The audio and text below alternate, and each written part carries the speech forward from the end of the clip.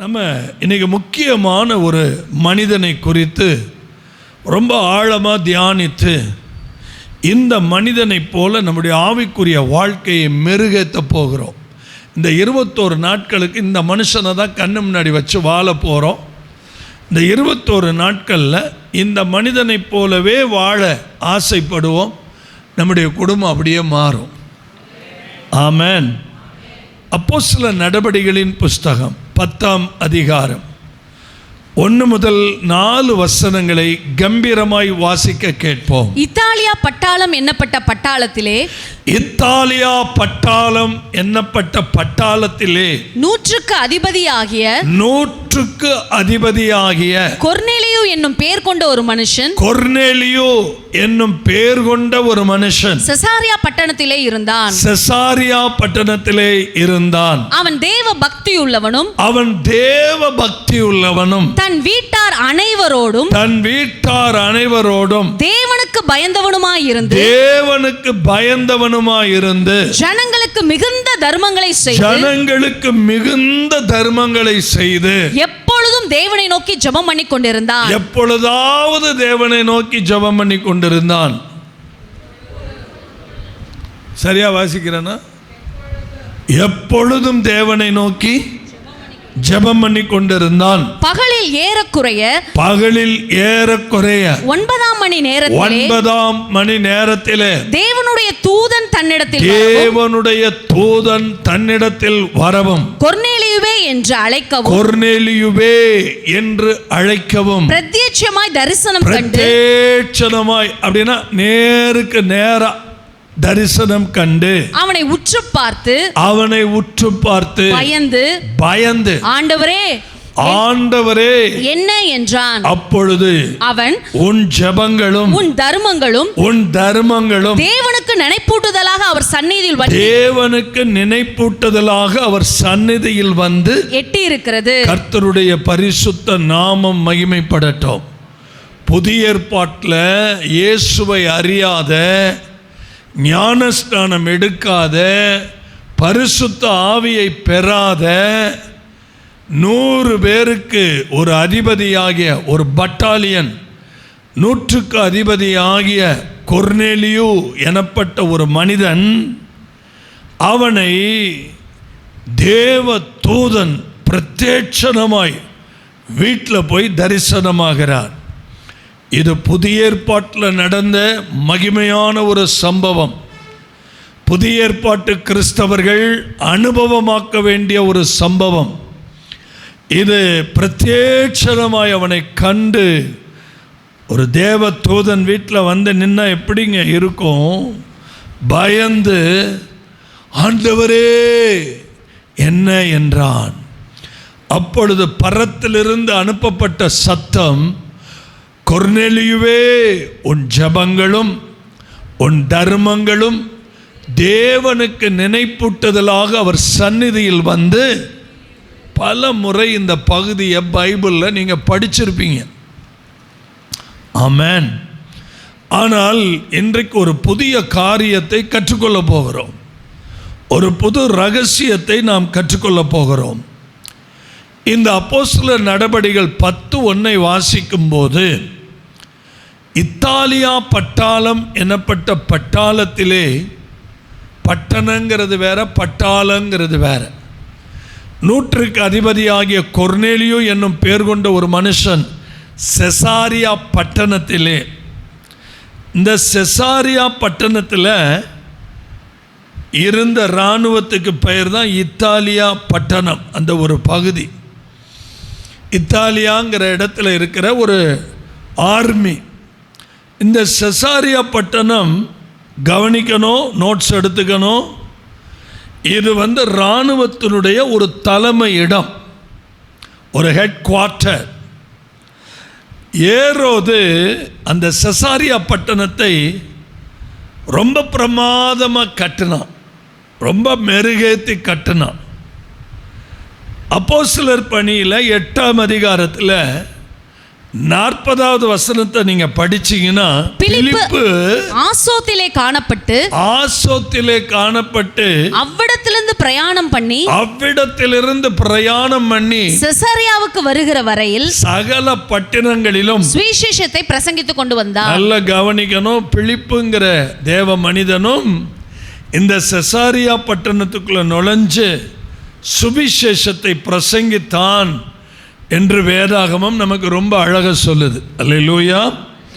இந்த 100க்கு அதிபதியாகிய கொர்நேலியோ ரோம பேரரசில் இத்தாலியா பட்டாளம், அந்த செசாரியா பட்டணத்தில் இருக்கிற இத்தாலியா பட்டாளத்தில் ஏறக்குறைய 6000 ஆர்மி, 6000 போர் சேவகர்கள் இருக்கிற இடத்துல ஒரு 100 போர் சேவகர்களுக்கு ஒரு தலைவன்.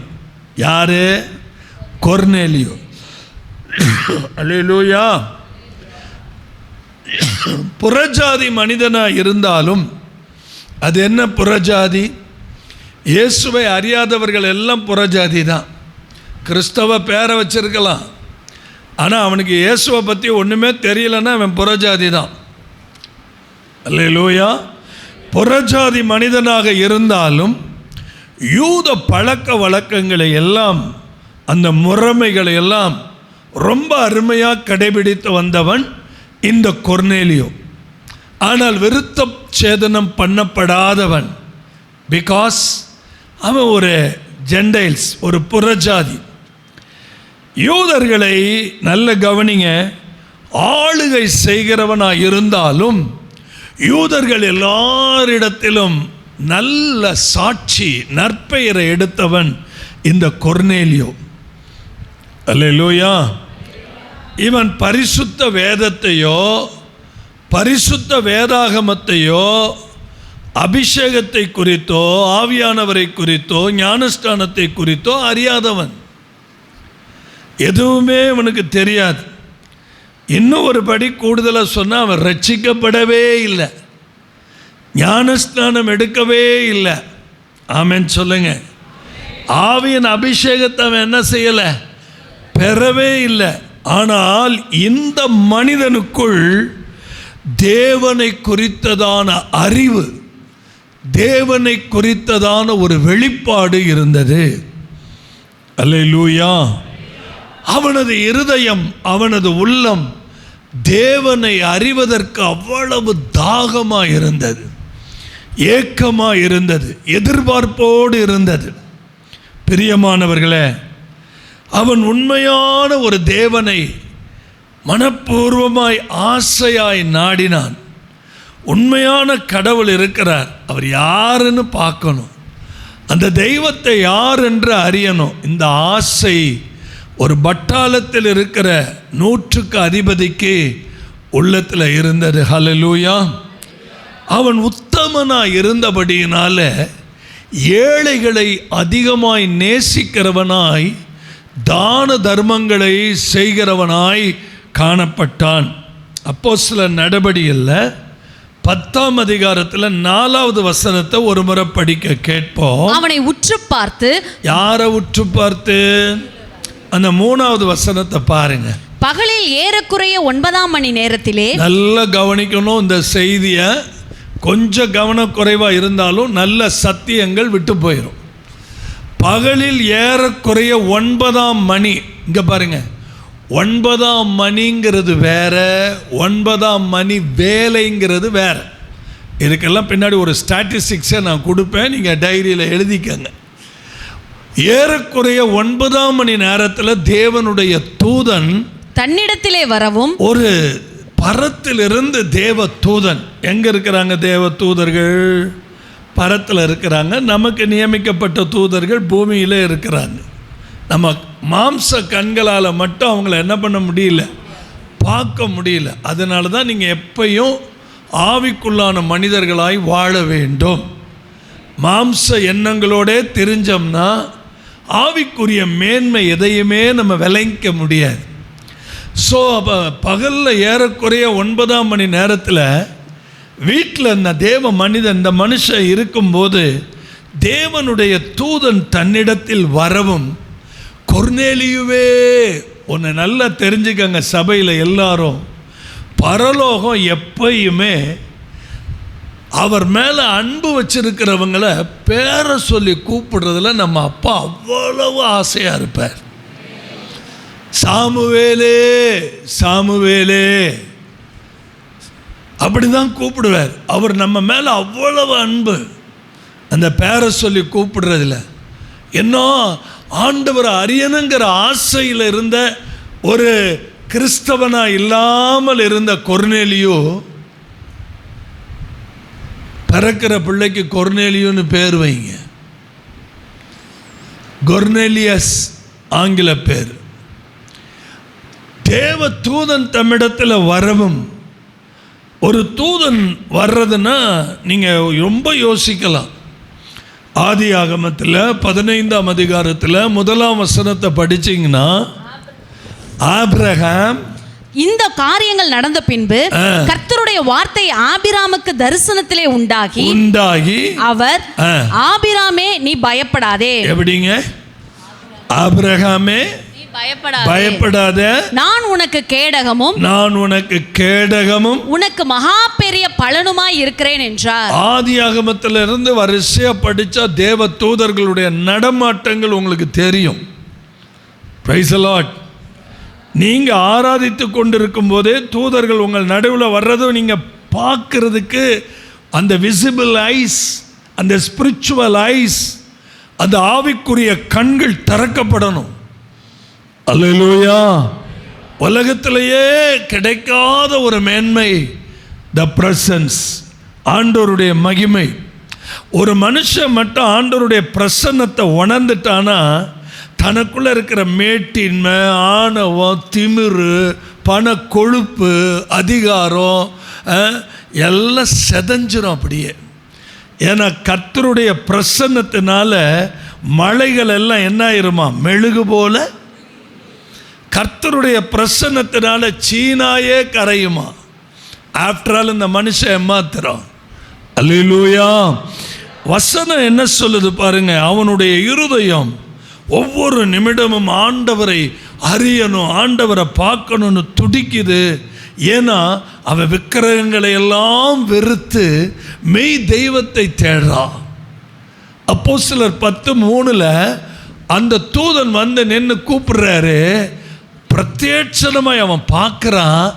தொடர்ந்து பாருங்க, உற்று பார்த்து. எப்பயுமே தூதர்கள், கர்த்தர் நம்ம ரூமுக்குள்ள ஜப அறைக்குள்ள வந்துட்டா நமக்கு என்ன மாதிரி கைகாலெல்லாம் விடக்குங்கிறீங்க?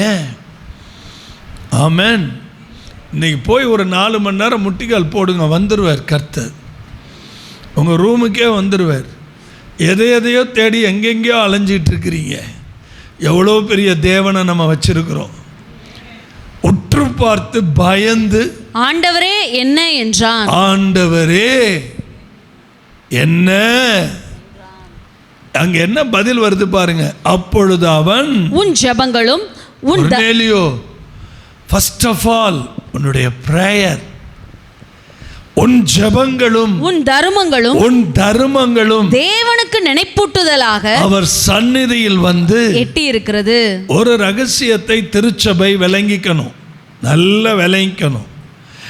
நீங்களும் நானும் ஏறெடுக்கிற ஜெபங்கள் அது மெய்யாகவே உண்மையா இருக்குமானால், அது தேவனுக்கு பிரியமா இருக்குமானால், கர்த்தர் அதை ரெகக்னைஸ் பண்ணுவாரானால், உடனடியாக கொர்நேலியோடு எப்படி பேசினாரோ அப்படியே நமக்கும் ஒரு தூதனை அனுப்பி, உன் ஜெபங்கள் எல்லாம் கேட்கப்பட்டது, உன் விண்ணப்பங்கள் எல்லாம் கேட்கப்பட்டது, உன் கண்ணீரை கண்டேன்னு ஆகார்ட்ட சொன்னார். அப்போ உங்கள்கிட்ட சொல்ல மாட்டாரா? பழைய ஏற்பாட்டு ஆகார்ட்டே சொன்னார், உன் கண்ணீரை கண்டேன்னு. புதிய ஏற்பாட்டு கொர்நேலியுக்கிட்ட சொன்னார், உன் ஜெபங்கள் கேட்கப்பட்டதுன்னு சொன்னார். கெத்செமனி தோட்டத்தில் நம்முடைய தகப்பன் முழங்கால நின்று கதறும்போது தேவ தூதர்கள் இறங்கி வந்து பணிவிடை செய்தார்கள். மெய்யாகவே இன்றைக்கு புதிய ஏற்பாட்டு கிறிஸ்தவர்கள் எவ்வளவு பாக்கியசாலிகள் என்றால், உட்கார்ந்த இடத்திலிருந்து தூதர்களை அனுப்பி சாதிக்கிற கிறிஸ்தவர்கள். அல்லேலூயா. நல்ல கவனிக்கணும். உங்கள் ஜெபம், உங்கள் தர்மம் தேவனுக்கு நினைப்பூட்டுதலாக எங்கே வந்து எட்டி இருக்கிறது? தேவனுடைய சமூகத்தில் வந்து எட்டி இருக்கிறது. அல்லேலூயா. கொர்நேலியுனா என்ன அர்த்தம் தெரியுமாம்மா? அர்த்தம் இல்லாமல் பேர் வைக்கக்கூடாது, சரியா? பேர் வைக்கும்போது ரொம்ப கவனமாக பேர் வைக்கணும்.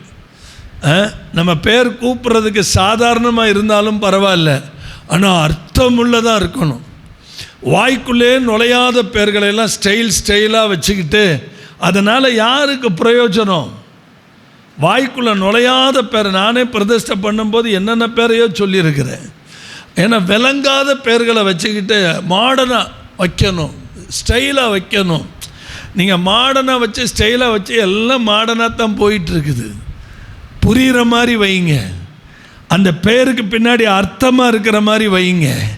அல்லேலூயா. கொர்நேலியு அப்படின்னா லத்தீன் மொழிங்க. அதுக்கு என்ன அர்த்தம்னா கொர்னு, ஆங்கிலத்தில் CORNU. அதனுடைய அர்த்தம், பொருள் என்னென்னா கொம்புன்னு அர்த்தம். இது ஒரு மீனிங். இன்னொரு அர்த்தம் என்னன்னு கேட்டிங்கன்னா வலுவான விருப்பம் உள்ளவர் அல்லது உறுதியானவர். இன்னொரு அர்த்தம் ஞானம் உள்ளவர். அல்லேலூயா. ஒரு ரகசியம் தெரியுமா உங்களுக்கு? கிறிஸ்துவுக்கு பின்னால் கிபி 1 நூற்றாண்டில், அந்த 1 நூற்றாண்டில் ரோமானிய பேரரசில் இருந்த 1 நூற்றுக்கு அதிபதி இந்த கொர்நேலியு.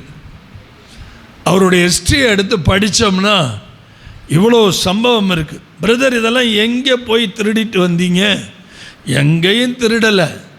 உங்கள் கையில் இருக்கிற செல்ஃபோனில் கூகுளில் போய் சர்ச் பண்ணி கொர்நேலியுன்னு போட்டிங்கன்னா எல்லா ஹிஸ்ட்ரியும் வந்துடும். அதெல்லாம் உட்காந்து படிக்கணும். கண்டதையும் பார்த்துக்கிட்டு இருக்கிறதுக்கு செல்ஃபோன் கொடுக்கல கர்த்தர். வேதத்தை ஆராயவும் தியானிக்கவும் அதன்படி நடக்கவும் கர்த்தர் உங்கள் கையில் செல்ஃபோனை கொடுத்துருக்கிறார். கைகளை உயர்த்தி சத்தம் போட்டு ஒரு ஆமென் சொல்லுங்க. நல்ல கவனிங்க. அப்போஸ்தலனாகிய பவுல் இந்த செசாரியா பட்டணத்துக்கு அடிக்கடி வந்திருக்கிறார். கொஞ்சம் கவனிக்கிறீங்களா? அவர் அடிக்கடி இந்த செசாரியா பட்டணத்துக்கு வந்தது மட்டும் இல்லை, அடிக்கடி சிறைச்சேதம் பண்ணப்பட்டிருக்கிறார். இந்த செசாரியாவில் நிறைய டிராவல் பண்ணியிருக்கிறார். ஆமென் சொல்லுங்க. கைகளை உயர்த்தி ஒரு ஆமென். தேவ கிருபையினால் நான் இந்த செசாரியா பட்டணத்துக்கு போயிருக்கிறேன். இந்த செசாரியா பட்டணத்துக்கும் போயிருக்கிறேன், யோப்பாவுக்கும் போயிருக்கிறேன். யோப்பாவில் தான் போய் பேதுருவை பார்த்து போப்பான்னாரு. அல்லேலூயா. கொஞ்சம் நல்ல கரங்களை உயர்த்தி சத்தமாக ஒரு ஆமென் சொல்லுங்க. இந்த செசாரியா வந்து மத்திய தரைக்கடல், இஸ்ரேலை சுற்றி இருக்கிறது மத்திய தரைக்கடல். இந்த மத்திய தரைக்கடல் பிராந்தியத்தில் வந்து இது வணிகம், ரொம்ப வணிகத்துக்கு பேர் போன ஒரு இடம் இந்த செசாரியா. மீன்பிடிப்பு தொழில், அங்கே பெரிய ஃபேக்ட்ரி இருக்குது. பேதுரு இருந்தார் பார்த்தீங்களா, அந்த மேல் வீடு, அது இன்னமும் இருக்குது. கர்த்தருடைய பரிசுத்த நாமம் இதை வந்து ஒரு கலாச்சார பரிமாற்றத்துக்கான முக்கியமான இடம் இந்த செசாரியா பட்டணம். நல்ல மனத்தரையில் வச்சுக்கோங்க. கர்த்தருடைய நாம மகிமைப்படட்டும். இந்த கொர்நேலியுவை குறித்து ஒரு 8 காரியங்கள் பைபிளில் இருக்குது. 8 காரியங்கள் பைபிளில் இருக்குது. முதல்ல, அவன் தேவ பக்தி உள்ளவன். எப்படிப்பட்டவன்? தேவ பக்தி உள்ளவன். ரெண்டாவது, தேவனுக்கு பயப்படுகிறவன். மூணாவது, மிகுந்த தான தர்மங்களை செய்கிறவன். நாலாவது, எப்பொழுதும் ஜெபம் பண்ணி கொண்டிருக்கிறவன். திரும்பவும் சொல்கிறேன். முதல்ல இவன் தேவ பக்தி உள்ளவன். இரண்டாவது, தேவனுக்கு பயந்தவன். மூணாவது, மிகுந்த தர்மங்களை செய்கிறவன். நாலாவது, எப்பொழுதும் தேவனை நோக்கி ஜெபிக்கிறவன். இது எங்கே இருக்குது? அப்போஸ்தலர் 10:2 இருக்குது. சரியா? 4 குறிப்பு இருக்குது. 5வது குறிப்பு, தரிசனம் காண்கிறவன். அப்போஸ்தலர் 10:3 இருக்குதா? அப்போஸ்தலர் 10:3 என்ன இருக்கு? பகலில் ஏறக்குறைய 9 மணி நேரத்தில் தேவனுடைய தூதன் தன்னிடத்தில் வரவும். இது வந்து உங்க வாழ்க்கையின் அனுபவமா மாறணும். 5வது வந்து அவன் தரிசனம் கண்டவன். 6வது, நீ அந்த அப்போஸ்தலர் 10:22 பாருங்க. அப்போஸ்தலர் 10:22 அவன் நீதிமான் எழுதியிருக்குதா? அவன் எப்படிப்பட்டவன்ங்க? நீதிமான். இது 6வது குறிப்பா. அதே 10:22 பாருங்க, அவன் நல்லவன் எழுதியிருக்குதா? நல்லவன் எழுதியிருக்கான்னு படிங்க. தேவனுக்கு பயப்படுகிறவனும் யூத ஜனங்கள் எல்லாராலும் நல்லவன் என்று சாட்சி பெற்றவன். கரங்களை உயர்த்தி ஒரு ஆமென். அதே அப்போஸ்தலர் 10:30 பாருங்க, உபவாசிக்கிறவன் இருக்குதான்னு பாருங்க. கொர்நேலியோ 4 நாளைக்கு முன்னே இந்நேரத்திலே நான் உபவாசித்து 9ஆம் மணி நேரத்திலே என் வீட்டிலே ஜெபம் பண்ணி கொண்டிருந்தேன். சபையாரே, நாளையிலிருந்து உபவாசிக்க போறோம். தேவ தூதன் வீட்டுக்கு வரப்போறான். விளையாட்டா சொல்றேன்னு நினைக்கிறீங்களா? எல்லாத்தையுமே விளையாட்டா நினைக்கிறவங்க வீட்டில் தேவ தூதன் வரமாட்டான், பிசாசு தான் வருவான். ஆனால் எப்பொழுதும் ஜெபம் பண்ணி கர்த்தருக்கு பயப்படுகிற குடும்பத்தில் தேவ தூதன் வருவான். நல்ல மனத்தரையில் எழுதி வச்சுக்கோங்க. கர்த்தருக்கு பயந்து நடக்கிற மனுஷனை எப்பயும் தேவ தூதர்கள் சந்திக்காம விட மாட்டாங்க. இந்த அனுபவம் புதிய ஏற்பாட்டு கிறிஸ்தவனுக்கு தேவை. அல்லேலூயா. நல்ல கவனிங்கம்மா. தூதனை ஒரு முறை பார்த்துட்டீங்கன்னு வைங்க, உங்கள் குணமே மாறிடும், உங்கள் பேச்சே மாறிடும், உங்கள் ஸ்டைலே மாறிடும், உங்கள் சுபாவமே மாறிடும், உங்கள் ஜெப அணுகுமுறையே மாறிடும். அதுக்கப்புறம் உங்கள் குடும்பத்தில் இருக்கிற சிஸ்டமே மாறிடும், கஷ்டமும் மாறிடும். சிஸ்டமும் மாறிடும், கஷ்டமும் மாறிடும். சிஸ்டம் மாறிட்டாலே கஷ்டம் மாறிடும். அல்லேலூயா. நல்ல சத்தம் போட்டு ஒரு அல்லேலூயா சொல்லுங்க. ஆமென். இந்த 8 காரியத்தை நான் திரும்ப சொல்கிறேன். திருன்னு முழிச்சுக்கிட்டு இருக்கிறீங்க. இந்த 8 காரியத்தை திரும்ப சொல்கிறேன். சில பேர் நோட்ஸ் எடுக்கிறதில்ல, பைபிள் எடுக்கிறதில்ல, பேனா எடுக்கிறதில்ல. அவங்களுக்கெல்லாம் என்னன்னாக்கா எல்லாம் நமக்கு தெரியும். அந்த மேலே நிற்கிற பிரசங்கியாருக்கு என்ன தெரியும்? நமக்கு தெரியாததா அவருக்கு தெரிஞ்சிருச்சு. அவர் தேவ பக்தி உள்ளவன், அவன் தேவனுக்கு பயந்தவன், மிகுந்த தான தர்மங்களை செய்கிறவன், எப்பொழுதும் ஜெபிக்கிறவன். ஆமென். இது அப்போஸ்தலர் 10:2 படிக்கிறோம். 4வது குறிப்பு வரைக்கும் நான் அந்த 2வது வசனத்தில். 5வது குறிப்பு அவன் தரிசனம் கண்டவன். 6வது குறிப்பு அவன் நீதிமான். 7வது குறிப்பு அவன் நல்லவன் என்று சாட்சி பெற்றவன். 8வது குறிப்பு உபவாசிக்கிறவன். நாளையிலிருந்து உபவாசம். அல்லேலூயா. கொஞ்சம் வயிறுக்கு ஓய்வு கொடுங்க, கொஞ்சம் வயிறுக்கு ஓய்வு கொடுங்க. கர்த்தருடைய நாம மகிமைப்படட்டும். ஸ்ட்ரிக்டாக ஹேண்டில் பண்ணுங்க. மத்தியானத்திலிருந்தே ப்ரிப்பேர் ஆகுங்க. ராத்திரியில் போய் முழங்கால் போட்டு எங்கள் பாஸ்டர் இப்படி சொல்கிறாரு, ஆண்டவரே நான் அந்த 21 நாள் அப்படி கடைபிடிக்க ஆசைப்பட்றேன்னு சொல்லுங்கள். அப்போ ஆண்டவர் சொல்வார், என் தாசன் நான் சொன்னதை தான் சொல்கிறான், கொஞ்சம் ப்ராக்டிஸ் எடுங்கம்பர். ஏன்னா உங்களுக்கு வேலைக்காரங்கிறத விட நான் அவருக்கு தான் வேலைக்காரன். I am the servant of God. நான் தேவனுடைய பணிவிடைக்காரன். அல்லேலூயா. அதனால உண்மையாக இப்படி இருக்கிற கர்த்தருடைய பிள்ளைங்கள்ட்ட ஆண்டவர் எப்படி பேசுவார்? உன் ஜபங்கள், உன் தான தர்மங்கள் என் சந்நிதியில் எனக்கு நினைப்பூட்டுதல். அப்போ தேவன் ஜபத்தை மறந்துட்டாரா? அவருக்கு நினைப்பூட்டணுமா? அப்படி அல்ல அர்த்தம், அப்படி அல்ல அர்த்தம். இன்றைக்கு உன்னுடைய ரெக்வஸ்ட் கேட்கப்படு. கொஞ்சம் டீப்பாக கவனிங்க, கொஞ்சம் டீப்பாக கவனிங்க. இப்போ நான் எனக்கு கீழே நிறைய தேவ பிள்ளைகள் இருக்கிறாங்க. வாரம் வெள்ளிக்கிழமை அலுவலகத்தில் கூடி எல்லாம் உபவாசித்து ஜெபிக்கிறோம். எவ்ரி ஃப்ரைடே காலையில் ஸ்ட்ரிக்டாக 9:30 எல்லோரும் ஆஃபீஸ்க்குள்ளே வந்துடணும். 9:30 10 வரைக்கும் ஜெபம். அவங்கெல்லாம் முடிஞ்சு கரெக்டாக ஷார்ப்பாக 5 மணி இல்லை 6 மணி ஆஃபீஸை க்ளோஸ் பண்ணிட்டு போயிடுவாங்க. நான் ராத்திரி 10 மணி வரைக்கும் இருப்பேன் ஆஃபீஸில். என்ன பண்ணிகிட்டு இருப்பேன்? நானும் ஒரு 5 மணிக்கு க்ளோஸ் பண்ணிட்டு வீட்டுக்கு போகலாம் இல்லை? எனக்கு தெரியும் அத்தனை நபர்கள் வருவாங்க, வந்துக்கிட்டே இருப்பாங்க. நான் ஓடி ஓடி ஓடி ஓடி உழைச்ச காலம் ஒரு காலம், கர்த்தர் இப்படி தேடி தேடி தேடி தேடி அனுப்புகிற காலம் ஒரு காலம். எங்கே இருந்தோ வருவாங்க, சொல்லிட்டு வருவாங்க, சொல்லாமல் வருவாங்க, திடீர்னு வருவாங்க. அப்படிலாம் வந்ததுனால, அப்படிலாம் ஒரு விலைக்கரையம் கொடுத்ததுனால எத்தனையோ மேன்மைகளை நம்ம பார்த்துருக்குறோம். இப்போ நீங்கள் நல்லா கவனிக்கணும். என் கூட இருக்கிற ஊழியர்கள் அடிக்கடி என்னை சந்திக்கிறதுனால, என் கூட பேசுகிறதுனால, நான் நியமிக்கிற ஒழுங்குகளை அவங்க கீழ்ப்படுகிறதுனால, அவங்க என்னிடத்துல வாயை திறந்து எதுவுமே கேட்கறதில்ல. ஆனால் நான் கேட்பேன், சிஸ்டர் எப்படி இருக்காங்கன்னு கேட்பேன், ஒவ்வொரு ஊழியராக கேட்பேன், பிள்ளைங்க எப்படி இருக்கிறாங்கன்னு கேட்பேன், இந்த மேரேஜுக்கு எல்லா தேவைகளும் சந்திக்கப்பட்டுச்சான்னு கேட்பேன், யாருக்காவது பே பண்ண வேண்டியது இருக்கான்னு கேட்பேன், உன் பிள்ளைய படிக்கிறதுக்கு ஃபீஸ் கட்டியாச்சான்னு கேட்பேன், 3 வேளையும் சாப்பிட்றீங்களான்னு கேட்பேன், நல்லா ஊழியம் செய்கிறீங்களான்னு கேட்பேன், ட்ரெஸ் இருக்கான்னு கேட்பேன். இதில் ஏதாவது ஒரு குறை அவங்க வாயை திறந்து மெதுவாக எங்களுக்கு இந்த காரியம் பிரதர் இந்த மட்டும் இல்லை அப்படின்னு சொல்லிட்டாங்க அப்படின்னா அந்த செகண்டே சேங்ஷன் ஆயிரும். போயிட்டு நாளைக்கு வான்னு சொல்லி இது வரைக்கும் சொன்னதில்லை. நம்ம உடன் ஊழியர்கள் எல்லாரையும் நீங்கள் கேட்டு பாருங்கள், உடனே சேங்ஷன் ஆயிரும். உடனே இது தெய்வீக குணம்.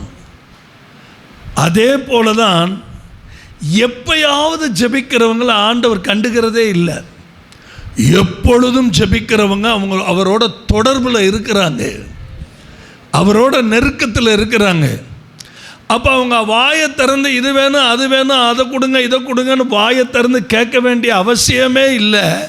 அவர் வாயை திறந்து கேட்பாரு, உங்ககிட்ட என்னப்பா வேணும், உனக்கு என்ன வேணும்னு அந்த நிமிடமே அவர் சாங்ஷன் பண்ணுவார். இதுதான் கொர்நேலியு வீட்டுக்கு நடந்தது. இதுதான் கொர்நேலியு வீட்டுக்கு நடந்தது. நினைப்பூட்டுதல் அப்படின்னு சொன்னால் கொர்நேலியு கேட்டு அவர் என்னமோ மறந்துட்டது அல்ல. தேவனோடு இருக்கிற உறவில் அடுத்த ஆள் யார், சீட்டு யார் பேரில் விழுகுது, கொர்நேலியு பேரில் விழுகுது. தூதன் போங்கிறாரு, அவர் சப்ளை பண்ணி ரிப்ளை பண்ணி அனுப்புகிறாரு.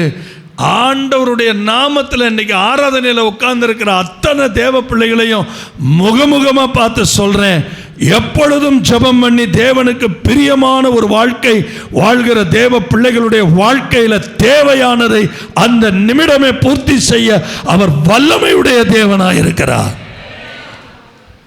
கிட்டத்தட்ட 40 வருஷத்துக்கு மேலே ஆண்டவரோட பழகுறேன். ஒரு விசுவாச பிள்ளைகள்கிட்ட கை நீட்டி அதை வாங்கி கொடுங்க இதை வாங்கி கொடுங்க நான் மறந்து கூட கேட்டதில்லை. யாரையும் தவறான வழியில் நடத்தினதும் இல்லை.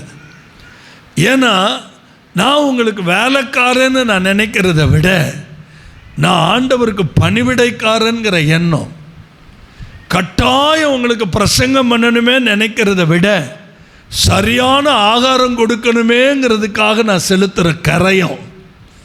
அல்லேலூயா, சத்தம் போட்டு ஒரு அல்லேலூயா சொல்லுங்க. இந்த 8 குணங்கள் எட்டாத குணங்கள் அல்ல, நாளையிலிருந்து நம்ம கடைபிடிக்க வேண்டிய குணங்கள். இது வரைக்கும் கடைபிடிக்கலன்னா இனி கடைபிடிக்கணும். நிறைய பேர்கிட்ட தெய்வ பயமே கிடையாது, நிறைய பேருக்கு தேவ பக்தியே கிடையாது. தேவ பக்தினா நம்ம ஆட்கள் என்னன்னு கேட்குது, அந்த நிலைமையில் இருக்குது. அதான் கோயில் பூனை யாருக்கும் பயப்படாதும்பாங்க, பார்த்துருக்குறீங்களா? கோயில் பூனை என்ன பண்ணாதான், அது பாட்டுக்கு தெரியும் பரணியில் ஏறி. கோயில்னு அதுக்கு என்ன தெரியாது, வழக்கமாக தெரிகிற மாதிரி தெரியும் அது பாட்டுக்கு. அப்படி இல்லை, இது வழக்கமான பழக்கமான ஒரு பக்தி இல்லாத இடம் அல்ல, கர்த்தர் உலாவுகிற இடம். அல்லேலூயா, ஆமென்.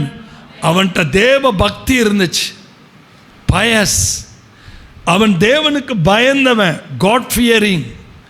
அவன் மிகுந்த தான தர்மம் செய்கிறவன், அந்த ஜெனரஸ் சேரிட்டி.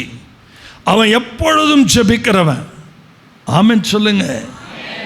அடுத்தது தரிசனம் கண்டவன், நீதிமான், நல்லவன், உபவாசிக்கிறவன். இன்னைக்கு ஒரு தீர்மானம் எடுங்க, இயேசுவே இந்த 8 குணமும் என் வாழ்க்கையில் நிறைவேறணும். சத்தமாக ஒரு ஆமென். அல்லேலூயா.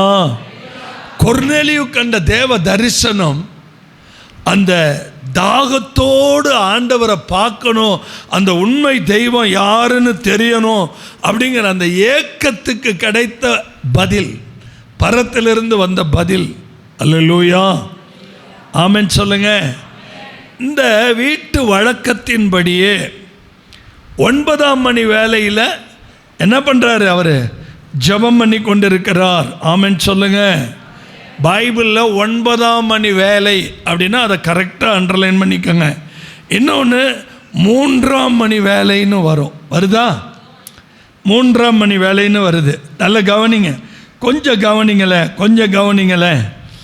இந்த 3ஆம் மணி வேலை அப்படின்னு சொன்னால் காலையில் 3ஆம் மணி வேலை என்பது காலையில் 9 மணியை குறிக்கும். சத்தமாக ஒரு ஆமென் சொல்லுங்க. அதே மாதிரி 9ஆம் மணி வேலைன்னு சொல்வது எதை குறிக்குன்னு கேட்டிங்கன்னா மதியம் 3 மணியை குறிக்கும். திரும்ப சொல்லவா? குழம்பிடாதீங்க. 3ஆம் மணி வேலை அப்படின்னு சொல்கிறது எதை குறிக்கும்? காலை 9 மணியை குறிக்கும்.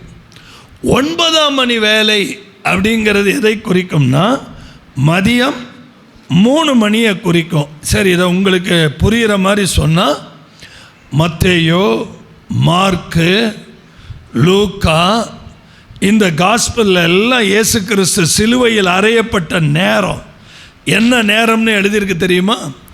9ஆம் மணி வேலைன்னு எழுதியிருக்கு. வீட்டில் போய் உட்காந்து கருத்தாக படிங்க. இப்போ கவனிங்களேன், யூதர்களுடைய வழிபாட்டு நேரம் இந்த 9ஆம் மணி வேலையை கிறிஸ்தவ வழிபாட்டு நேரங்களில் ஒரு முக்கியமான நேரமாய் அவர்கள் கருதுகிறார்கள். அல்லேலூயா, அல்லேலூயா. இப்போ 8ஆம் மணி நேரம்னு வைங்களேன். 8ஆம் மணி நேரம்னு வைங்க. மதியம் 1லேருந்து 2 மணி வரைக்கும் எந்த நேரம்? 8ஆம் மணி நேரம். மதியம் 2லேருந்து 3 மணி வரைக்கும் என்ன நேரம்? 9ஆம் மணி நேரம். 3லேருந்து 4 10ஆம் மணி நேரம். 4லேருந்து 5 சொல்லுங்க. அப்படியே பிடிச்சிக்கோங்க. இன்னும் அடுத்த ஸ்டேஜுக்கு நம்ம போவோம். மத்தேயு சுவிசேஷம் 27ஆம் அதிகாரம் 33ஆம் வசனத்திலிருந்து 44ஆம் வசனம் வரைக்கும் வாசிக்க கேட்போமா? கபாலஸ்தலம் என்று அர்த்தம் கொள்ளும் கொல்கதா என்னும் இடத்துக்கு அவர்கள் யாராவது கபாலஸ்தலம்னு கேட்டாக்கா அது கபாலஸ்தலம் நமக்குள்ளதான் இருக்கு. கபால நீர் அப்படிங்க கூடாது. கபாலஸ்தலம்னா என்னது? கொல்கதா. த மீனிங் கொல்கதா என்னும் இடத்துக்கு அவர்கள் வந்தபோது கசப்பு கலந்த காடியை அவருக்கு குடிக்க கொடுத்தார்கள். அவர் அதை ருசி பார்த்து மனதில்லாதிருந்தார். அவரை சிலுவையில் அறைந்த பின்பு, எல்லாரும் நல்லா கவனிக்கணும், ஏசப்பாவை சிலுவையில் அறைந்த பின்பு அவர்கள் சீட்டு போட்டு அவருடைய வஸ்திரங்களை பங்கிட்டுக் கொண்டார்கள். அந்த நாட்கள்ல பரிசுத்த ஆவியானவர் இல்லாததுனால சீட்டு போடுறதுதான் பழக்கம். சீட்டு போட்டு அவருடைய வஸ்திரங்களை என்ன பண்ணிக்கிட்டாங்க? என் வஸ்திரங்களை தங்களுக்குள்ளே பங்கிட்டு என் உடையின் பேரில் சீட்டு போட்டார்கள் என்று தீர்க்கதரிசியால் உரைக்கப்பட்டது நிறைவேறும்படி இப்படி நடந்தது. அவர்கள் அங்கே உட்கார்ந்து, எல்லாரும் கவனிங்க, உட்கார்ந்து அவரை காவல் காத்துக் கொண்டிருந்தார்கள். அன்றியும் அவர் அடைந்த ஆக்கினையின் முகாந்திரத்தை காண்பிக்கும் பொருட்டு இவன் யூதருடைய ராஜாவாகிய இயேசு என்று எழுதி அவர் சிரசுக்கு மேலாக வைத்தார்கள். 38. அப்பொழுது அவருடைய வலது பக்கத்தில் ஒருவனும் அவருடைய இடது பக்கத்தில் ஒருவனுமாக 2 கள்ளர் அவரோடு கூட சிலுவையில் அறையப்பட்டார்கள். அந்த வழியாய் நடந்து போகிறவர்கள் தங்கள் தலைகளை துளுக்கி தேவாலயத்தை இடித்து 3 நாளைக்குள்ளே கட்டுகிறவனே. ஆண்டவரை பார்த்து என்ன மாதிரி ஒரு வார்த்தை கேட்கிறாங்க? தேவாலயத்தை இடித்து 3 நாளைக்குள்ள கட்டுகிறவனே, உன்னை நீயே ரட்சித்துக்கொள். நீ தேவனுடைய குமாரனானால் சிலுவையிலிருந்து இறங்கி வா என்று அவரை தூஷித்தார்கள். ஏறக்குறைய 6 மணி நேரம் சிலுவையில் இருந்தாரு. அதுக்கான நேரங்களையும் ஆதாரங்களையும் நான் பின்னாடி தர்றேன். இப்ப தொடர்ந்து போவோம். அப்படியே பிரதான ஆசாரியரும் வேதபாரகரும் மூப்பரும் பரியாசம் பண்ணி மற்றவர்களை ரட்சித்தான். எல்லாரும் கொஞ்சம் கவனிங்க. மற்றவர்களை ரட்சித்தான், தன்னைத்தானே ரட்சித்துக் கொள்ள அவனுக்கு என்ன இல்லை? திராணி இல்லை. இவன் இஸ்ரவேலின் ராஜாவானால் இப்பொழுதே சிலுவையிலிருந்து இறங்கி வரட்டும், அப்பொழுது இவனை விசுவாசிப்போம். தொடர்ந்து போங்க. தன்னை தேவனுடைய குமாரன் என்று சொல்லி தேவன் மேல் நம்பிக்கையா இருந்தானே, அவர் இவன் மேல் பிரியமாய் இருந்தால் இப்பொழுது இவனை ரட்சிக்கட்டும் என்றார்கள். அடுத்த வசனம், அவரோடு கூட சிலுவைகளில் அறையப்பட்ட கல்லரும், அவரோடு கூட சிலுவையில் அறையப்பட்ட கல்வரும் அந்தபடியே அவரை நிந்தித்தார்கள். இதெல்லாம் நீங்க மத்தேயு 27 அதிகாரம் 33 இருந்து 44 வரைக்கும் இப்ப படிக்க கேட்டோம். இதே மாதிரி மார்க் சுவிசேஷம் 15 அதிகாரம் 22 வசனத்திலிருந்து 32 வசனம் வரைக்கும், இதே லூக்கா சுவிசேஷம் 23 அதிகாரம் 33 வசனத்திலிருந்து 43 வசனம் வரைக்கும், இதே யோவான் சுவிசேஷம் 19 அதிகாரம் 17 வசனத்திலிருந்து 27 வசனம் வரைக்கும். இந்த கோடிங்லாம் எதுக்காக நான் கொடுக்குறேன்னா இதில் அர்த்தம் இருக்குது. 6 மணி நேரம் ரட்சிப்புக்காக ஜீவன், நம்பிக்கை, பரலோகம் நமக்கு கொடுக்கணுங்கிறதுக்காண்டி கிட்டத்தட்ட 6 மணி நேரம் சிலுவையில் ஆண்டவர் தொங்கினார். உங்கள் வீட்டில் போய் ஜெப அறையில் உட்காரும்போது எப்பையும் யோசிக்கணும், எனக்காக கிட்டத்தட்ட சிலுவையில் என் தகப்பன் 6 மணி நேரம் தொங்கியிருக்கிறார். அந்த உணர்வு என்னைக்கு ஒரு கிறிஸ்தவனுக்கு வருதோ அவனுக்குள்ள இச்சை வேலை செய்யாது, வேற கேவலமான புத்திகள் வராது, அருவருப்பான சுவாபங்கள் வராது, தீமையான எண்ணங்கள் வராது. அல்லேலூயா. ஒரு வசனம் எனக்காக படிங்க. மார்க் சுவிசேஷம் 15 அதிகாரம் 25 வசனத்தை படிங்க. மார்க் 15:25. அவரை சிலுவையில் அறைந்தபோது 3ஆம் மணி வேளையா இருந்தது. Underline your Bible. என்னங்க எழுதி இருக்குது? அவரை சிலுவையில் அறையும் போது என்ன நேரம்? தயவு செய்து என் கூட அப்படியே ஃபாலோ பண்ணி வந்துக்கிட்டே இருங்க, என் பிரசங்கத்துக்கு பின்னாடியே வாங்க. இப்போ அந்த 3ஆம் மணி நேரம் முதல் 9ஆம் மணி நேரம் வரைக்கும் ஒரு கணக்கு என்னன்னு கேட்டிங்கன்னா, கொஞ்சம் நல்ல கவனிங்க. 3ஆம் மணி நேரம் முதல் 9ஆம் மணி நேரம் வரைக்கும் கிட்டத்தட்ட இடைப்பட்ட நேரம் எவ்வளவுங்க? 6 மணி நேரம். ஓகே ஆயிடுச்சா? இன்னும் நான் உங்களை தரவாக கொண்டு போகிறேன், மத்தேயு 27 அதிகாரம் 45 வசனத்தை படிங்க. மத்தேயு 27:45. 6ஆம் மணி நேரம் முதல் 9ஆம் மணி நேரம் வரைக்கும். அப்போ என்னங்க, எத்தனை மணி நேரங்க? 3 மணி நேரம். சரியா? வந்துட்டீங்க, பிடிச்சிக்கிட்டீங்க. மேக்ஸ் டீச்சர் தான் நிறைய இருக்கிறீங்களே. அடுத்தது போங்க, மார்க் சுவிசேஷம் 15 அதிகாரம் 33 வசனத்தை பாருங்க. மார்க் 15:33. 6ஆம் மணி நேரம் முதல் 9ஆம் மணி நேரம் வரைக்கும் பூமி எங்கும் அந்தகாரம் உண்டாயிற்று. லூக்கா 23:44 படிங்க. லூக்கா 23:44 படிங்க. அப்பொழுது ஏறக்குறைய 6ஆம் மணி நேரமா 9ஆம் மணி நேரம் வரைக்கும் பூமி எங்கும் அந்தகாரம் உண்டாயிற்று. ஏன் மத்தியானத்தில் இந்த 3ஆம் மணி நேரத்திலிருந்து 6ஆம் மணி நேரம் வரைக்கும் கண்ணை போட்டு எல்லாருக்கும் சொக்குதுன்னா, நம்ம எல்லாரும் சொல்கிற ஒரே ஒரு வார்த்தை, உண்ட மயக்கம் தொண்டனுக்கு உண்டுன்னு இல்லைங்க. அந்தகாரமான நேரம், பி அவேர்னஸ், இருள் நிறைந்த நேரம், பிசாசு தலைவிரிச்சு ஆடுகிற நேரம். அதே மாதிரி நைட் ப்ரேயர் நடத்தும் போதும் இந்த 1 மணியிலிருந்து 3 மணி வரைக்கும் நம்ம சபையில் எல்லாருமே பரலோகம் போயிடுவாங்க. 3ஆம் மணி பாவம் போல் நான் பேசிக்கிட்டு இருப்பேன் உயிரை கொடுத்து. ஆனால் ஒரு நாள் நான் திட்டினதே இல்லை, ஏன் தூங்குறீங்கன்னு. ஏன்னா இங்கேயாவது தூங்குங்க, வீட்டில் மாத்திரை போட்டு தானே தூங்குறீங்க, இங்கேயாவது மாத்திரை இல்லாமல் தூங்குறீங்களே, ஸ்தோத்திரம் அப்படின்னு சொல்லி பேசாமல் விட்டுருவேன். எல்லாரும் என்னைய பாவம் போல் பார்த்துட்டு இருக்கிறீங்க. நானும் அப்படி இப்படின்னு இழுத்து பிடிச்சி கிட்டத்தட்ட 439 ஆல்நைட் ப்ரேயர் கொண்டு வந்துட்டேன். பார்ப்போம் எப்போ தான் எழுப்புதல் வருதுன்னு பார்ப்போம். ஆனால் வெடிச்சு செதறும். நீதிமானுக்கு பலன் உண்டுங்க, ஒரு நாளும் வெட்கப்படுத்த மாட்டார். அல்லேலூயா. இப்போ இயேசு மரித்தது எந்த நேரம்? மாட்டிக்கிட்டீங்க பார்த்தீங்களா? 9ஆம் மணி நேரம்னு சொல்லணும். இயேசு மரித்தது எந்த நேரம்? அப்போ 9ஆம் மணி நேரம்னா எந்த நேரம்? மதியம் 3 மணி கிளாப் பண்ணுங்க. வெரி குட், பாயிண்ட்டுக்கு வந்துட்டீங்க. தெளிவாக நீங்கள் சொல்லணும். இயேசு மரித்த நேரம் மதியம் 3 மணிக்கு. அப்போ அந்த 1 மணியிலிருந்து 3 மணி வரைக்கும் பிதாவே பரலோகத்திலிருந்து அந்த அந்தகாரத்தை ஏற்படுத்தி இருளை அனுப்பினார். இந்த நேரத்தில் தாங்க கொர்நேலிய ஊக்கமாக ஜெபிக்கிறார். அவ கொர்நேலியிட்ட இருந்து நம்ம கற்றுக்க வேண்டிய பாடம், சிலுவை நாதரை பற்றி தெரியாமலேயே சிலுவையில் தொங்கினவரை தியானித்து ஜெபிக்கிற பழக்கம் யார்கிட்ட இருந்துச்சு? கொர்நேலியிட்ட இருந்துச்சு. எனக்கே இந்த வெளிச்சம் இன்னைக்கு தாங்க வந்துச்சு. கர்த்தர் சமூகத்தில் காலையில் 2:30 மணிக்கு கதறி கதறி அழுதேன். எனக்கே இந்த வெளிச்சம் இன்னைக்கு தாங்க வந்தது. அல்லேலூயா. சத்தம் போட்டு ஒரு அல்லேலூயா சொல்லுங்க. அதான் பவுல் சொல்வார். என்ன சொல்வார்னா 1 கொரிந்தியர் 2ஆம் அதிகாரம் 2ஆம் வசனத்தில் என்ன சொல்றாரு பாருங்க. 1 கொரிந்தியர் 2:2 இயேசு கிறிஸ்துவை சிலுவையில் அறையப்பட்ட அவரே அன்றி. எல்லாரும் எல்லைடைய பார்த்து படிங்க.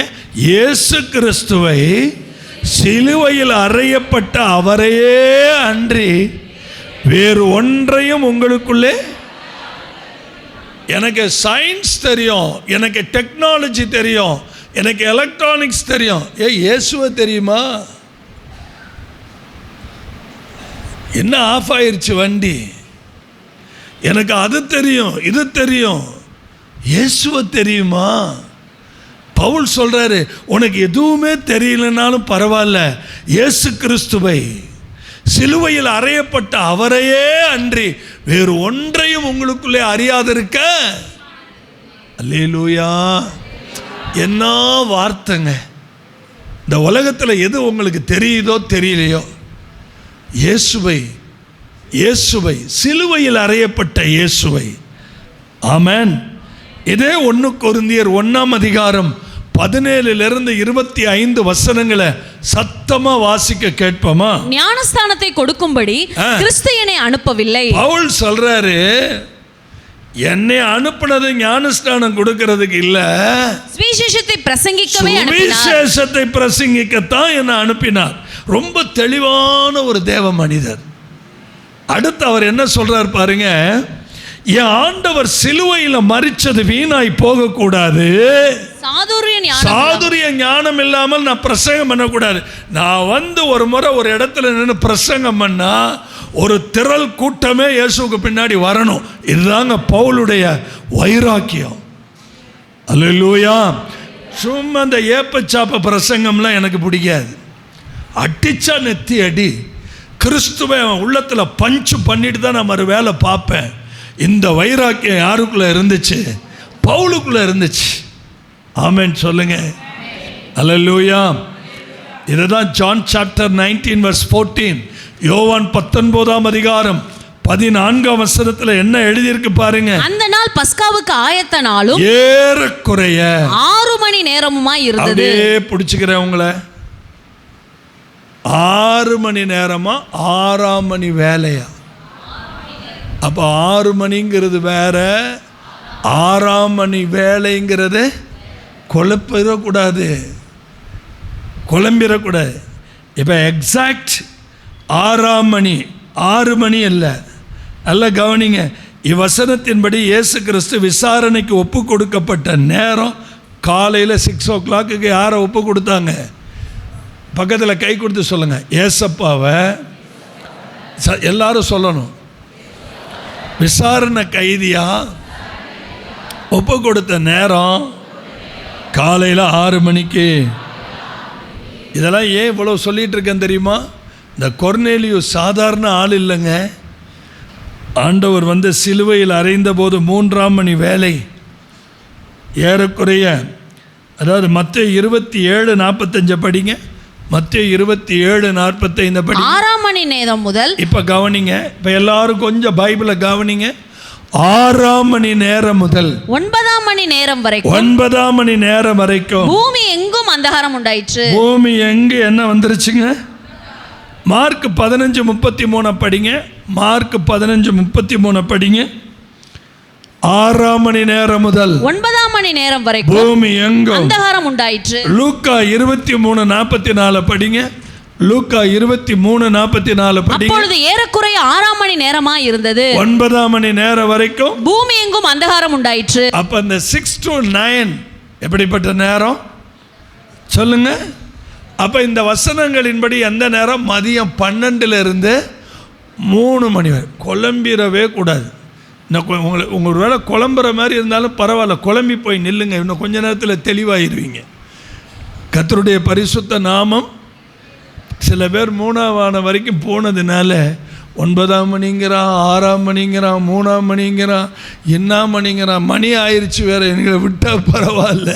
கர்த்தருடைய பரிசுத்த நாமம்.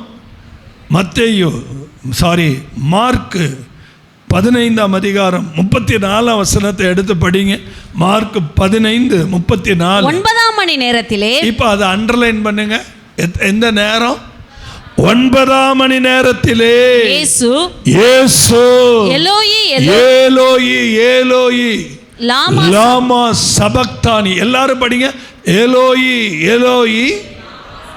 அதற்கு மிகுந்த சத்தமிட்டு, அதுக்கு என்ன அர்த்தமா? என் தேவனே என் தேவனே ஏன் என்னை. எவ்வளோ கஷ்டமான ஒரு நேரம். அல்லேலூயா, ஆமென் சொல்லுங்க. இந்த வசனத்தின்படி மத்தியானம் 3 மணிக்கு ஏசப்பா உயிரை விட்டுட்டார், மரித்தார். இப்போ அழகாக நோட்ஸ் எழுதிக்கங்க. இயேசு கிறிஸ்து விசாரணைக்கு கொண்டு போகப்பட்ட நேரம் காலையில் 6 மணி. வெரி குட், பாஸ் ஆகிட்டீங்க, 100க்கு 100 ஆகிட்டீங்க. அடுத்தது இயேசு கிறிஸ்து சிலுவையில் அறையப்பட்ட நேரம் காலை 9 மணி. இயேசு கிறிஸ்து சிலுவையில் அறையப்பட்ட நேரம் காலையில் 9 மணி. பூமி எங்கும் அந்தகாரம் உண்டான நேரம் மதியம் 12 3 மணி. இயேசு மரணம் அடைந்த நேரம் மதியம் 3 மணி. ஓகே ஆயிடுச்சா? கிளியர் ஆயிட்டீங்களா? நல்ல கையை உயர்த்தி ஒரு அல்லேலூயா சொல்லுங்க. சத்தம் போட்டு ஒரு ஆமென் சொல்லுங்க. பிரதர், என்ன பிரதர், இன்னும் எங்களுக்கு கிளியர் ஆகலை பிரதர்.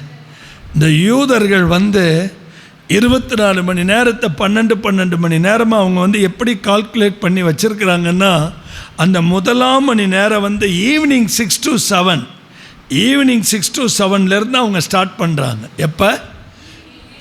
மாலை 6லேருந்து 7 தான் முதலாம் மணி நேரம், சரியா? அப்போ 2ஆம் மணி நேரம் 7 to 8, 3ஆம் மணி நேரம் 8 to 9, 4ஆம் மணி நேரம் 9 to 10. இப்படியே கால்குலேட் பண்ணிட்டு வந்தீங்கன்னா இயேசு சிலுவையில் அடிக்கப்பட்ட நேரம் மதியானம் 3 மணி. அல்லேலூயா. அப்படியே ஒரு அட்டவணை போட்டுக்கங்க. கர்த்தருடைய பரிசுத்த நாமம் மகிமைப்படுவதாக. எத்தனை பேர் சந்தோஷமாக இருக்கிறீங்க? சார், இப்போ இவ்வளோ விஷயங்களை நம்ம எதுக்காக பேசணும்னா, உன் ஜபங்களும் உன் தான தர்மங்களும் தேவனுக்கு நினைப்பூட்டுதலாக தேவனுடைய சந்நிதியில் அப்போ என்ன காரணம்னா, திருப்பி நம்ம அப்போஸ்தலர் 10:4 படிங்க. என்ன காரணம்னு படிங்க. அவனை உற்று பார்த்து பயந்து, ஆண்டவரே என்ன என்றான். இதமா மேலே போய் படிங்க. 3ஆவது வசனத்தில் பகலில் அதுக்கு மேலே போங்க. அவன் தேவ பக்தி உள்ளவனும். இப்போதான் நான் ஒரு முக்கியமான விஷயத்தை உங்களோட பேச போறேன். தேவ பக்தி உள்ளவனும் தன் வீட்டார் அனைவரோடும் தேவனுக்கு பயந்தவனுமாய் இருந்து ஜனங்களுக்கு மிகுந்த தர்மங்களை செய்து. இப்பதான் ரொம்ப முக்கியமானதை அண்டர்லைன் பண்ணிக்கங்க. எப்பொழுதும் தேவனை நோக்கி ஜெபம் பண்ணி கொண்டிருந்தார். பக்கத்தில் கை கொடுத்து சொல்லுங்க, எப்பொழுதும். நீங்களே பக்கத்தில் சொல்லுங்க, எப்பொழுதாவது ஜெபிக்கும் போது தேவ தூதன் வரமாட்டான். எப்பொழுதும். அப்போ பிரதர் வீட்டில் சமைக்கலாம் வேணாமா பிரதர், அடுப்படையெல்லாம் பூட்டிவிட்டு நாங்கள் ஜெபிச்சுக்கிட்டே இருக்கணுமா? அப்படி அல்ல அர்த்தம். நீங்கள் எந்த வேலை செய்யும் போதும் கர்த்தரோட கனெக்ஷன் வச்சுக்கிட்டே இருக்கலாம். நான் ஒன்று கேட்கட்டா, இதுதான் கரெக்டாக இருக்கும். எந்த நேரத்தில் செல்ஃபோன் அடித்தாலும் போய் எடுக்க முடியுதா? என்ன சத்தமே வரல. அடுப்படியில் சமயக்கட்டில் இருக்கும்போது கூட செல்ஃபோன் அடித்தா எடுக்காமல் இருக்கிறீங்களா? அவ அடிச்சிருப்பா, இவ அடிச்சிருப்பா, அவர் அடிச்சிருப்பார், எடுத்துடுறோம்ல. அப்போ எந்த நேரத்தில் என்ன பண்ணிக்கிட்டு இருந்தாலும் அவரோட நான் ஒரு லிங்க் வைக்க முடியுமா? சத்தம் வரலையே. எப்படி லிங்க் வைக்க முடியும்? அதுதான் கர்த்தர் கொடுத்த அந்நிய பாஷை. நம்ம சமைக்கும் போதும், குழம்பு வைக்கும் போதும், காய்கறி நறுக்கும் போது ரபாடா சந்தால ரக தூரா பாக்கந்தாரா லரா அது பாட்டு போயிட்டே இருக்கணும். அப்போ உப்பு போட மறந்தாலும், மிளகாப்பொடி போட மறந்தாலும், மஞ்சத்தூள் போட மறந்தாலும், கருவேப்பிலை போட மறந்தாலும், மல்லித்தலையை பிடுங்கி போட மறந்தாலும், எங்கே பார்த்தீங்கன்னா அதற்கு உண்டான சுவாபங்கள், குணங்கள் எப்பொழுதும் சமைக்கிறத விட அட்டகாசமாக இருக்கும். அப்போ உங்கள் கணவர் சொல்வார், இது என்னம்மா இவ்வளவு டேஸ்ட்டாக இருக்குன்னு. அப்போ தான் நீங்கள் சொல்வீங்க, உப்பு போட மறந்துட்டேன், அதை போட மறந்துட்டேன், இதை போட மறந்துட்டேன். இல்லையே, அப்படி ஒன்றுமே தெரியலையே, ரொம்ப சூப்பராக இருக்குது. அப்போ தான் உங்களுக்கு புரியும், என் திறமை அல்ல, எனக்குள்ளேருந்து ஒருவர் இவ்வளவு வேலையை பார்த்துருக்கிறார் அப்படின்ட்டு. அல்லேலூயா. இனிமேல் நீங்கள் சாதிக்கிறவர்களாக தான் இருக்கணும், ஜெயங்கொள்ளுகிறவர்களாக தான் இருக்கணும். எந்த சோதனையும் ஜெயிக்க உங்களுக்குள்ள இருந்து அவர் செயல்பட வல்லமை உடையவர். அல்லேலூயா. எதையும் குறித்து கவலைப்படாதீங்க. இதுவரைக்கும் தூக்குனார், கைவிட்டுருவாரா? சொல்லுங்க. இதுவரைக்கும் நடத்தினார், கைவிட்டுருவாரா? 1984 என்னை பிடிச்சார். இன்னைக்கு வருஷம் எத்தனை ஆச்சு? 1984 என்னை பிடிச்சாருங்க. இன்னைக்கு வருஷம் என்ன ஆச்சு? கிட்டத்தட்ட 42 வருஷம் ஆச்சு. ஆனால் நான் 42 வருஷம்னு வெளியில் சொல்ல மாட்டேன். கிட்டத்தட்ட 42 வருஷம் ஆச்சு ஆண்டவர் பிடிச்சு என்னைய. ஒரு நாள் கூட ஜெபங்கிறது இன்பமாக இருக்கணும், ஜெபங்கிறது ஆசையாக இருக்கணும், ஜெப நேரங்கிறது ஏக்கமாக இருக்கணும், ஜெபங்கிறது எதிர்பார்ப்பாக இருக்கணும், ஜெபங்கிறது மன விருப்பமாக இருக்கணும். எரிச்சலோட தைத்தக்கரை போட்டுக்கிட்டு போய் ஜெபத்துல எல்லாம் உட்காரக்கூடாது. ஜெபம்னு சொல்லும்போது அவ்வளவு ஆனந்தமாக போய் நான் அப்பா கிட்ட பேச போகிறேன். யார்கிட்ட போய் பேச போகிறேன்? அப்பா கிட்ட பேசுறது தான் ஜெபம். உங்கள் சொந்த கதையை கொண்டு போகாதீங்க. உங்களை அப்படியே பேப்பரில் மஞ்சள் 100, துவரம்பருப்பு 500, உளுந்தம்பருப்பு 600ன்னு எழுதிக்கிட்டு போகாதீங்க. கேஷுவலாக போய் முட்டிக்கால் போட்டு, அப்பா நான் வந்திருக்கிறேன், உங்கள் மன ஏக்கம் என்னப்பா, அதை எனக்குள்ளே வைங்கப்பா. ஆவியானவர் நிரப்பிக்கிட்டே இருப்பார். வாட் ஐ கன்ஃபஸ், நான் எதெல்லாம் ஆண்டவர்கிட்ட அப்படி ஆசையாக நான் சொல்கிறேனோ அந்த ஏக்கமும் எதிர்பார்ப்பும் அவருக்குள்ளேருந்து எனக்குள்ளே இம்பேக்ட் பண்ணப்படுறதாங்க ஜெபம். அல்லேலூயா சொல்வீங்களா? நானா உளறிக்கிட்டு கிடக்கிறது ஜெபம் இல்லை. அவருடைய ஆசையை எனக்குள்ள வச்சு, அவருடைய ஏக்கத்தை எதிர்பார்ப்பை எனக்குள்ள திரிச்சு பாருங்க. எனக்கு தெரிஞ்ச மாதிரி நான் ஜெபிப்பேன். நிறைய பேர் விசுவாசத்தை காத்துக்க முடியல, நிறைய பேர் சத்தியத்தில் நிற்க முடியல, நிறைய பேர் ஆண்டவருக்கு பின்னாடி வர முடியல. எத்தனை பேரால் இன்னும் நிற்பாங்கன்னு சொல்ல முடியாது. ஒரு சின்ன கூட்டம் தான் கர்த்தரை தேடுது.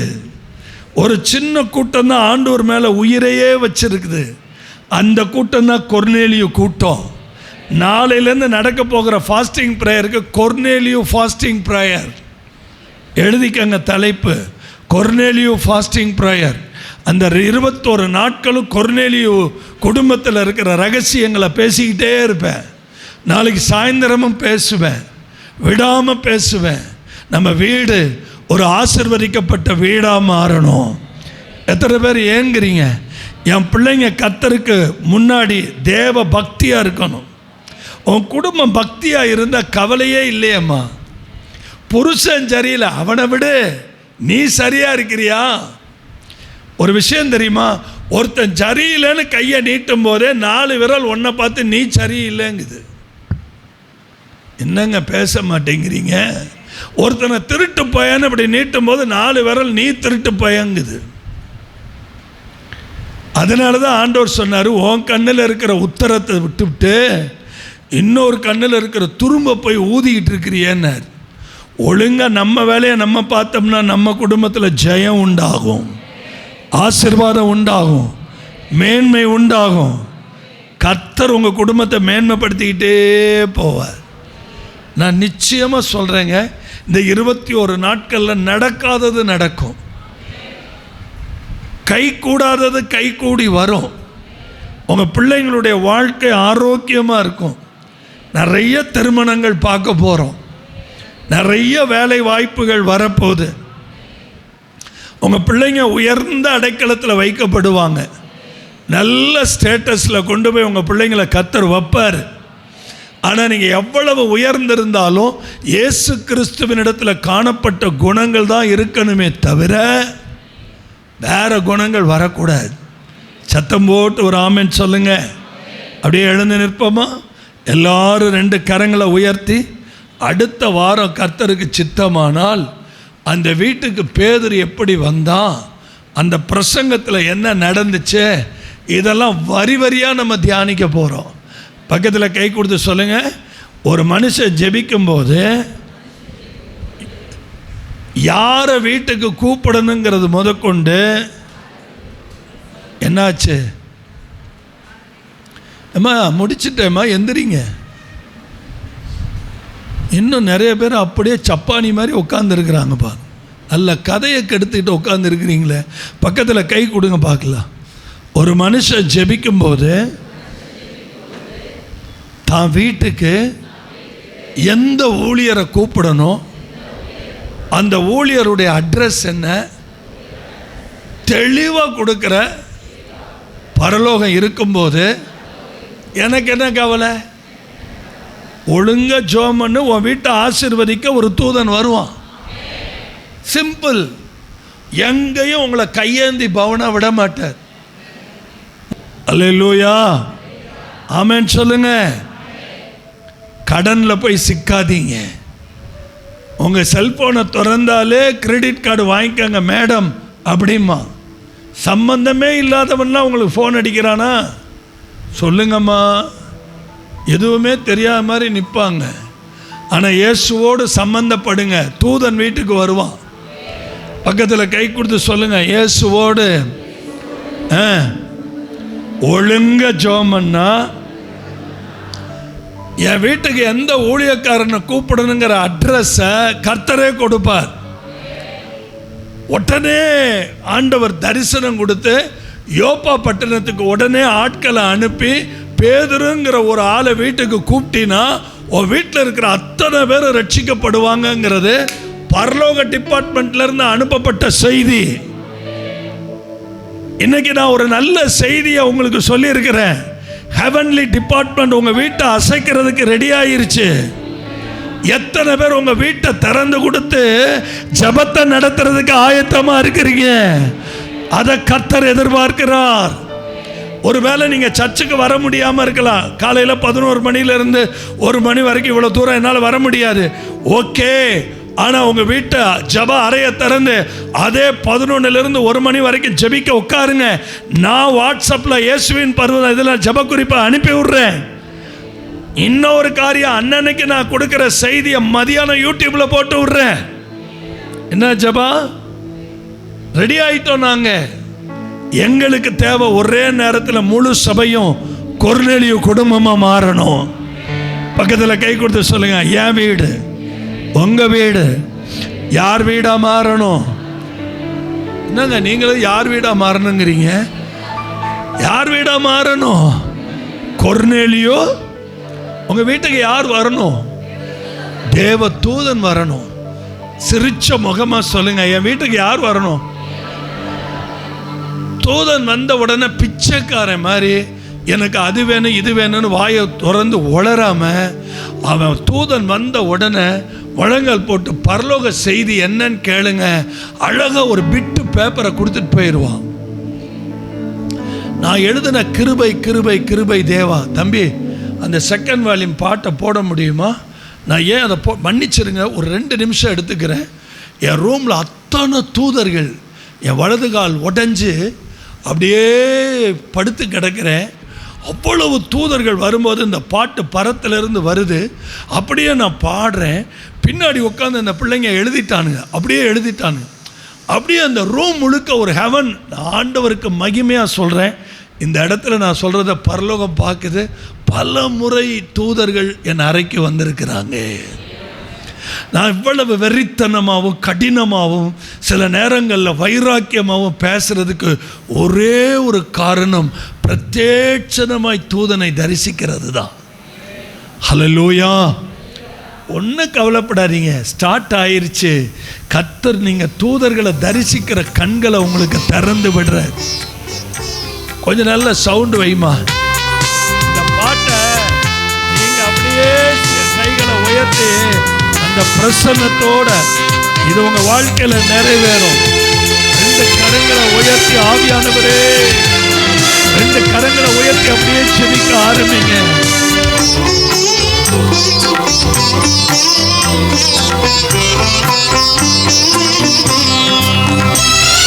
கிருபை கிருபை கிருபை தேவா, கிரியையில் மகிழும் இயேசு தேவா, கிருபையினாலே விசுவாசம் கொண்டு மீட்டு ரட்சித்தீரே. அல்லேலூயா. கிருபையினாலே விசுவாசம் கொண்டு மீட்டு ரட்சித்தீரே. கிருபை கிருபை கிருபை தேவா. அப்படியே தேவ சமூகத்தில் நல்ல அந்நிய பாஷை பேசிக்கிட்டே இருங்க. நல்ல ஆவியில நிரம்பி அந்நிய பாஷையில் ஆவியானவரே, பரிசுத்த ஆவியானவரே, என் வீடு ஒரு கொர்நேலியு வீடா மாறட்டும். என் வீட்டுக்குள்ள நீங்க வாசம் பண்ணணும் ஆவியானவரே, என் வீட்டுக்குள்ள நீங்க வாசம் பண்ணணும் தகப்பனே. அப்படியே உள்ளத்தின் ஆழத்திலிருந்து அவரை கூப்பிடுங்க. என் வீட்டை ஒரு கொர்நேலியு வீடா மாத்துங்க. உன்னத பலத்தினால் நிறைத்தது தேவ கிருபையே, தேவ பலத்தினால் நிறைத்தது தேவ கிருபையே, உன்னத பலத்தினால் நிறைத்தது தேவ கிருபையே, தேவ பலத்தினால் நிறைத்தது தேவ கிருபையே.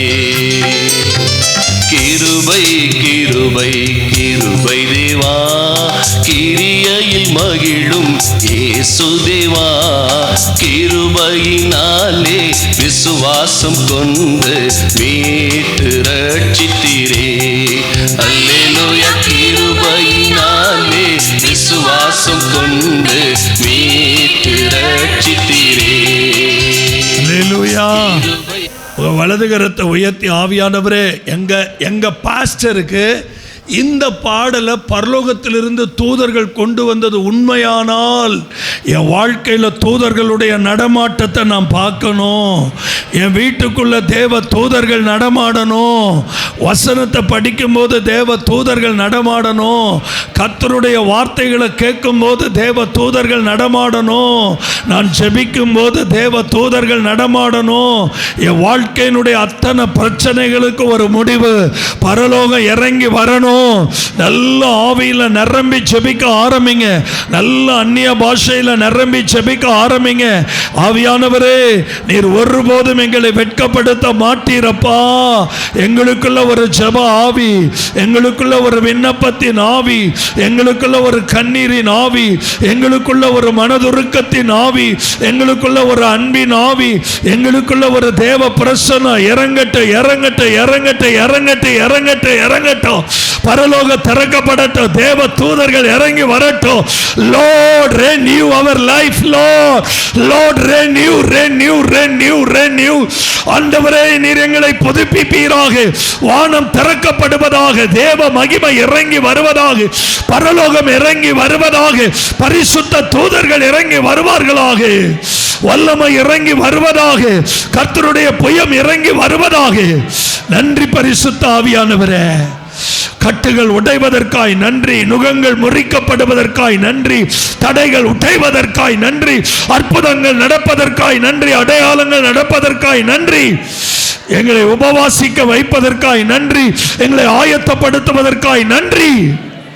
கொர்நேலியு குடும்பத்தை போல ஒவ்வொரு குடும்பமும் மாறுவதாக இயேசுவின் நாமத்தில் பிதாவே. அல்லேலூயா.